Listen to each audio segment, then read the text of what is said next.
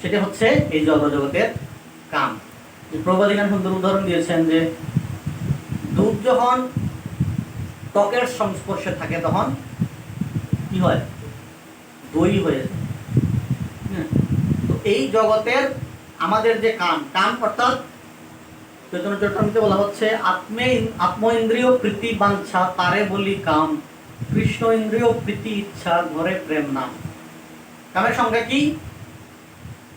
আমাদের নিজেদের ইন্দ্রিয় তৃপ্তির জন্য আমরা যা কিছু করব তা সবই কাম, সবই কাম।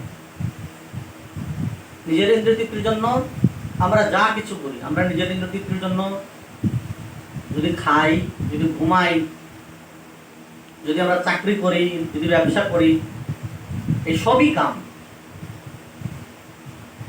এই সবই কাম।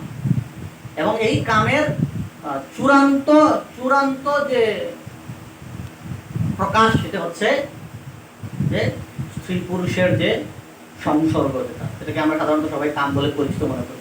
এটা হচ্ছে তার ফাইনাল ডেস্টিনেশন, কামের সর্বোচ্চ অবস্থা। কিন্তু এছাড়া নিজের ইন্দ্রিয় তৃপ্তির জন্য আমরা যা কিছু করব, নিজের ইন্দ্রিয় তৃপ্তির জন্য যদি আমরা 1 টাকাও খরচ করি সেটাও কাম।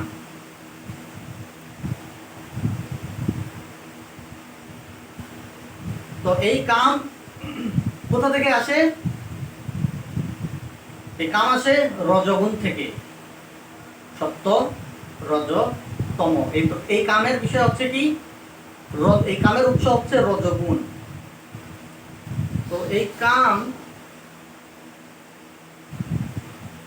কামের বহিঃপ্রকাশ, আমাদের মধ্যে কাম আছে কিনা তার লক্ষণ কিভাবে চেনা যায়, বুঝবো কিভাবে আমাদের মধ্যে কাম আছে কিনা? চেনার উপায় কি? আমাদের মধ্যে কাম আছে, কাম আছে, আমরা কামনা বাসনা থেকে মুক্ত না? আমার কোনো অবিনাশ নেই, সব ভগবানের ইচ্ছা, ভগবানের উপর কত শরণাগত। তো বুঝার চেনার উপায় হচ্ছে কি, যে কামের বহিঃপ্রকাশ হয় ক্রোধ দিয়ে, ক্রোধ, রাগ। যখন আমরা রাগান্বিত হই, যখন আমরা ক্রোধিত হই কোনো না কোনো কারণে, তার মানে বুঝতে হবে কি, ক্রোধ হচ্ছে কামের প্রকাশ। উৎস কি? ক্রোধের উৎস কি? তাহলে কাম।